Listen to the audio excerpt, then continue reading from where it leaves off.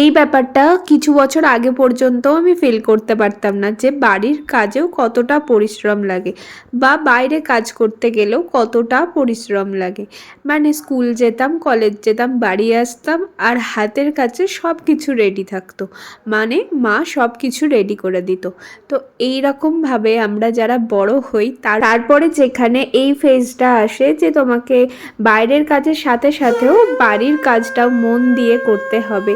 তো এই কাজটা যে কতটা ডিফিকাল্ট বা বলা যেতে পারে মারা কতটা পরিশ্রম করে কাজ করে, সেটা আমাদের এই ফেজটা না আসলে হয়তো বুঝতে পারতাম না। তবুও মায়েরা যেটা করে আমাদের পক্ষে কোনোভাবেই সেটা করা সম্ভব হয়তো না, তবুও চেষ্টা তো করতেই হবে। তবে যারা বাইরের কাজ করে এসে ঘরের কাজ সেরে ফেলে তারপরে কন্টেন্ট ক্রিয়েশন করছো, মানে প্রফেশনালি যারা কন্টেন্ট ক্রিয়েশন করছো, তাদের কাছে এটা ভীষণই একটা চ্যালেঞ্জিং ব্যাপার, এটা আমি ফিল করতে পারি এখন।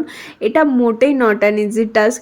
এটার পিছনে কতটা খাটনি আছে যারা এডিট করে ভিডিও পোস্ট করে প্রফেশনালি তারাই বুঝতে পারবে। আমি জাস্ট একটু শখের জন্য ভিডিও বানাই, তাতেই আমি সময় করে উঠতে পারি না। তবে তোমরা যারা করছো তোমাদেরকে স্যালিউট।